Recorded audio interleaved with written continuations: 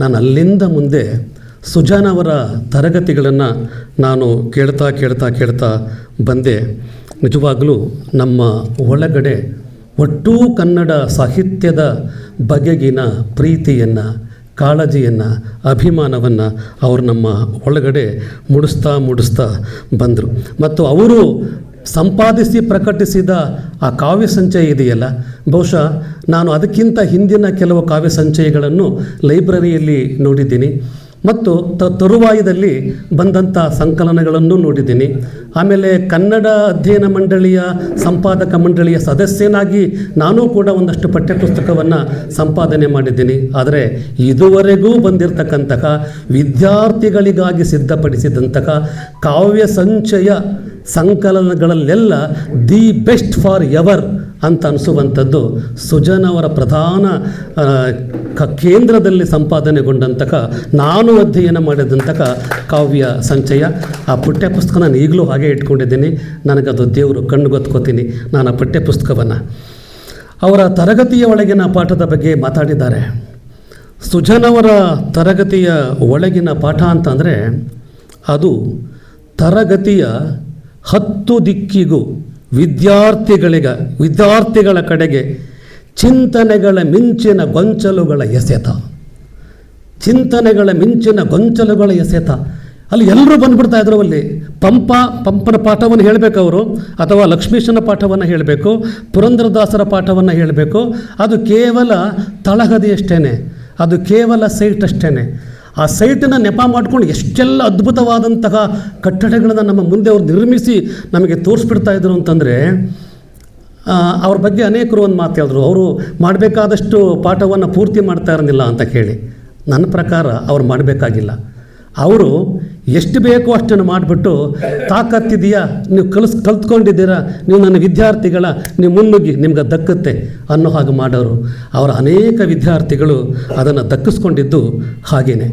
ಜೊತೆಗೆ ಅವರ ಇನ್ನೊಂದು ತರಗತಿ ಒಳಗಿನ ಪಾಠದ ವೈಶಿಷ್ಟ್ಯ ಅಂತ ಹೇಳಿದರೆ, ಬೋರ್ಡ್ ತುಂಬ ಬರೆಯರವರು.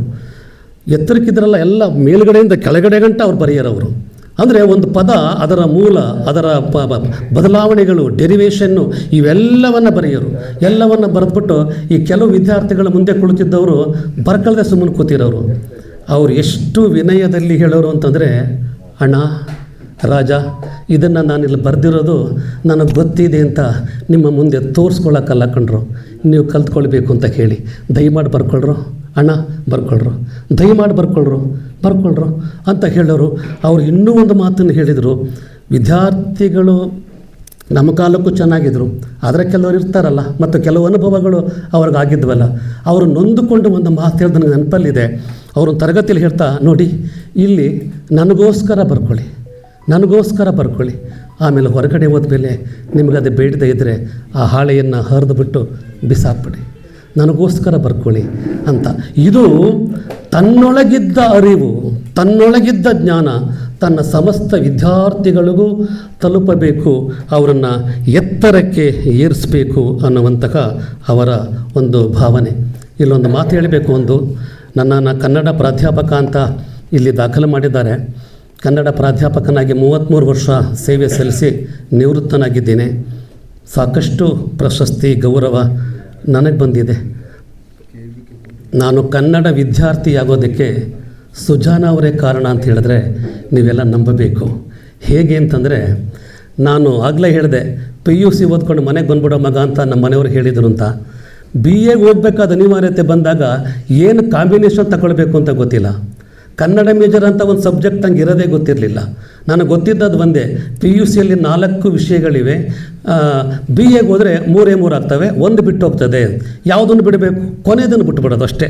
HEGP ಅಂತ PUCಲಿ ಓದಿದ್ವಿ, ಅದರಲ್ಲಿ P ಬಿಟ್ಟುಬಿಡೋದು ಅಂತಷ್ಟೇ. ಮೂರೇ ಇದೆಯಲ್ಲ. ನಾನು HEG ತೆಗೆದುಕೊಂಡು ಓದಿದವನು. ಆದರೆ ಸುಜಾನ ಅವರ ಪಾಠ ಕೇಳ್ತಾ ನನಗೆ ನಾನು ಕನ್ನಡ ಮೇಜರ್ ಓದಬೇಕು, ಇದನ್ನು ನಾನು ಹೆಚ್ಚು ಕೇಳಬೇಕು ಅಂತ. ಮತ್ತು ಆ ವರ್ಷ ಮೈಸೂರು ವಿಶ್ವವಿದ್ಯಾನಿಲಯಕ್ಕೇ ಕನ್ನಡ ಐಚ್ಛಿಕ ಪತ್ರಿಕೆಯಲ್ಲಿ ಅತ್ಯಧಿಕ ಅಂಕ ಬಂದದ್ದು ನನಗೆ, ಲ್ಯಾಂಗ್ವೇಜ್ ಪೇಪರ್ನಲ್ಲಿ 80. ಆ ಕಾಲಕ್ಕೆ 80 ಅಂದರೆ ಭಾಳ ದೊಡ್ಡದು. ಅದು 83-84 ಇಸ್ವಿಗೆ ಕನ್ನಡದಲ್ಲಿ 80 ಅಂಕ ಅಂದರೆ ಅದು ಬಹಳ ದೊಡ್ಡದು. ಆ ಪೇಪರ್ನ ಯಾರು ವ್ಯಾಲ್ಯೂಯೇಷನ್ ಮಾಡಿದ್ರು ಅಂತ ನನಗೆ ಆಮೇಲೆ ಗೊತ್ತಾಯಿತು. ಅದು ಪ್ರೊಫೆಸರ್ ನಂಜುಂಡಯ್ಯನವರು ವ್ಯಾಲ್ಯೂಯೇಷನ್ ಮಾಡಿದ್ದದ್ದು. ಅದನ್ನ ತರಗತಿಯಲ್ಲಿ ಅವರು ಮಾತಾಡ್ತಾ ಅವ್ರಿಗೆ ನಾನು ಅಂತ ಗೊತ್ತಾಗಲಿಲ್ಲ, ನಾನು ಕ್ಲಾಸಲ್ಲಿದ್ದೆ.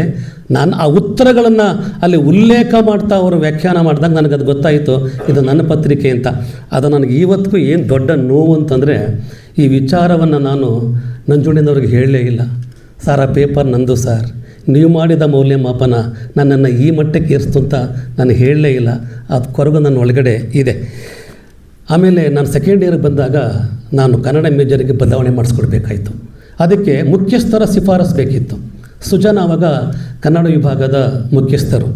PK ರಾಜಶೇಖರ್ ಅವ್ರ ಜೊತೆಯಲ್ಲಿ ನಾನು ಅವ್ರ ಕೊಠಡಿಗೆ ಹೋದೆ. ಅವ್ರು ಕುಳಿತಿದ್ರು. ಸರ್ ನನಗೆ ಕನ್ನಡ ಮೇಜರ್ಗೆ ಬದಲಾವಣೆ ಮಾಡಿಸ್ಕೊಡ್ಬೇಕು ಸರ್, ನಾನು HEG ತಗೊಂಡ್ಬಿಟ್ಟಿದ್ದೀನಿ ಅಂತಂದೆ. 1 ವರ್ಷ ಮುಗಿದೋಗಿತ್ತಾಗಲೇ.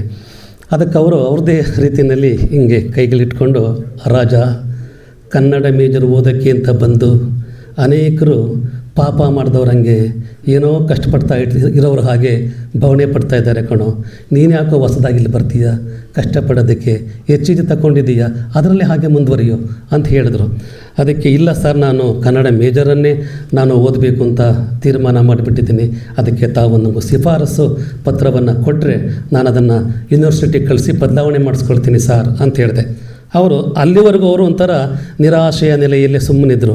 ಆಮೇಲೆ ಹೋಗಲಿ, ನಿನಗೆ ಕನ್ನಡ ಲ್ಯಾಂಗ್ವೇಜ್ನಲ್ಲಿ ಎಷ್ಟು ಅಂಕ ಬಂದಿದೆ ಅಂತ ಕೇಳಿದ್ರು. ನಾನು 80 ಅಂದೆ.